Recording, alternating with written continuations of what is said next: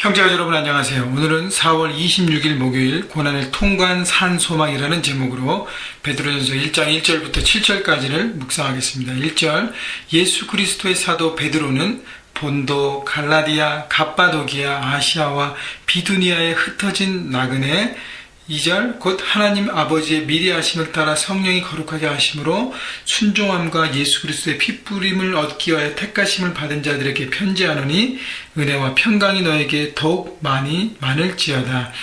자, 사도 베드로가 흩어져 있는, 특별히 지금으로 말하면 터키 지역에 각 지방에 흩어져 있는 크리스천들에게, 하나님을 믿고 따라가는 하나님의 동지들에게, 믿음의 동지들에게 편지하는 것이죠. 자, 그런데 베드로가 예수 그리스도의 사도라고 자신을 표현했습니다. 늘 자신의 사명을 분명히 알고 살아가는 인생인 것입니다. 여러분, 우리도 주님의 제자입니다. 예수님의 제자예요.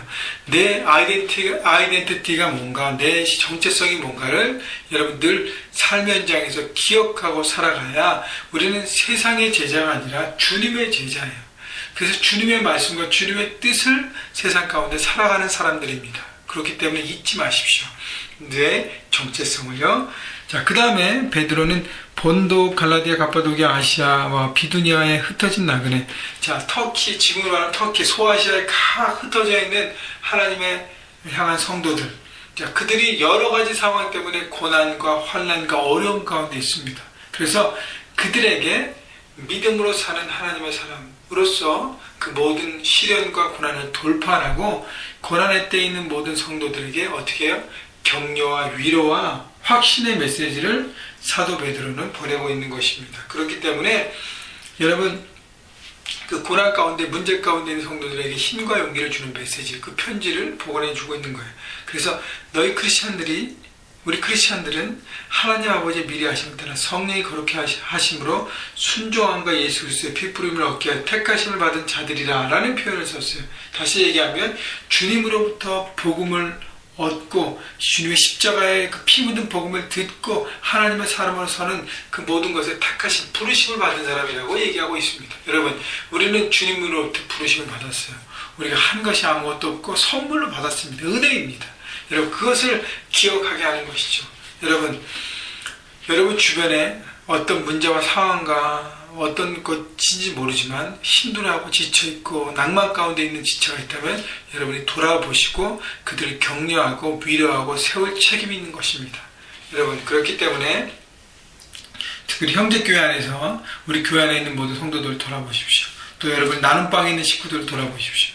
그리고 우리가 또 기도하고 중보해야 될 멕시코 고아원 우리 어린아이들, 또 베트남 선교사님과 그 지역에 있는 하나님의 사람들을 바라보고 우리가 계속적으로 중보하고 관심을 갖고 편지하고 돌아봐야 할 것입니다.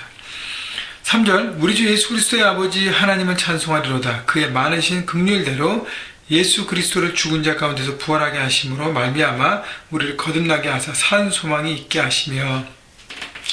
자, 첫째 찬송으로 시작합니다. 사도 베드로의 편지는 우리 주 예수 그리스도의 아버지 하나님을 찬송하리로다. 여러분, 찬양으로 시작하는 메시지는 그의 삶의 태도를 보여주는 것입니다. 모든 상황이 어렵고 힘들고 낭만 가운데 있지만 그러나 우리가 주님을 찬양하는 것은 우리의 삶에 이것이 전부가 아니라 하나님께서 역사하실 그 하나님의 나라를 바라보기 때문에 찬양하는 것이죠. 하나님의 주되심을 인정하기 때문에 찬양하는 것이죠. 그렇기 때문에 찬양으로 시작하는 삶의 모습, 여러분 그렇게 살아가셔야 할 것입니다. 그리고요, 우리를 거듭나게 하사 산 소망이 있게 하시며. 자, 부활의 소망, 구원의 소망, 그것이 바로 우리가 붙잡아야 될 것이라고 베드로가 강조하고 있는 것입니다. 우리가 붙잡아야 될 것이 거듭난 구원의 소망, 영원한 생명, 그걸 바라보라는 것이죠. 4절, 썩지 않고 더럽지 않고 쇠하지 아니하는 유업을 있게 하시나니 곧 너희를 위하여 하늘에 간직하신 것이라. 바로 영원한 소망을 얘기하는 것이죠. 그래서 사도 바울도 우리가 돌아봐야 될 것이 보이는 것이 아니라 보이지 않는 것이라 그랬잖아요. 그죠? 영원한 생명, 영원한 소망을 주신 그 주님과의 만남과 주님과의 뜻을 이루어드리는 것에 내 삶을 드리는 것이. 그렇기 때문에 우리 삶의 현실적인 여러 가지 문제들이 우리의 모든 것이 전부가 아니라는 것을 믿고 나가는 것입니다. 5절, 너희는 말세에 나타나기로 예비하신 구원을 얻기 위하여 믿음으로 말미암아 하나님의 능력으로 보호하심을 받았느니라. 바로 구원의 확신, 구원이라는 것이죠. 우리가 다 구원받은 존재라고 했을 때 그 구원의 이루어지는 완성은 주님이 재림하신 다시 오신 심판의 때에 이루어지는 것입니다. 그렇지만 아직 그때가 되지 않았지만 우리가 확신 가운데 그것을 믿고 나가는 것이죠. 그래서 다시 한번 우리는 약속된 구원을 받은 것을 베드로는 상기시켜주고 있는 것입니다. 6절 그러므로 너희가 이제 여러 가지 시험으로 말미암아 잠깐 근심하게 되지 않을 수 없으나 오히려 크게 기뻐하는도다. 자, 보면 여러 가지 시험이라고 했습니다. 여러분 인생을 살아가면서 시험은 여러 가지라는 거예요. 계속적으로 우리는 문제 가운데 살 수밖에 없는 인생입니다. 그러나 잠깐 근심할 수 있어요. 여러분 인간이기 때문에 잠깐 염려하고 근심하고 그것 때문에 흔들릴 수 있습니다. 그러나 오히려 크게 기뻐하노다가 바로 우리의 선택해야 된다는 거예요. 그것이 전부가 아니라 그 뒤에 계신 하나님을 바라보고 믿음으로 돌파하는 것이죠. 7절 너희 믿음이 확실하면 불로 연단하여도 없어질 금보다 더 귀하여 예수 그리스도께서 나타나실 때 칭찬과 영광과 존귀를 얻게 할 것이라.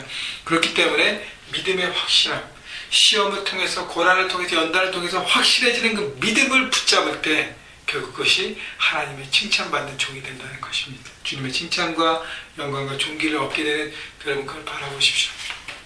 우리에게 수고했다, 참 애썼다, 참 잘했다 라고 칭찬해 주시는 주님의 칭찬이 우리 안에 있다는 것입니다. 그렇기 때문에 여러분 하나님의 응원을 여러분 기억하시고 삶 현장에서 여러 가지 어려움과 인생의 장애물들을 만날 때에 여러분 포기하지 마시고 잠깐은 근심할 수 있습니다. 인간이기 때문에.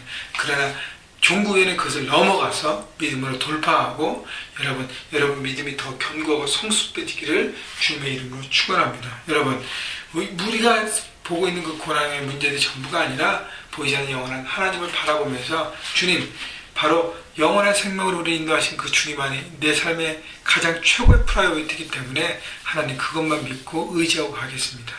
여러분 또 그 시험을 통해서 여러분을 견고하게 하고 성숙하게 하고 그 다음에 깊고 견고하게 하고 확실하게 하시는 하나님의 뜻을 바라보고 오늘도 돌파하셔서 성숙한 하나님의 사람으로 서셔서 모든 것들을 이겨가는 능력 있는 그리스도인들로 서가시기를 그 삶 현장에 승리하시기를 주님의 이름으로 축원합니다.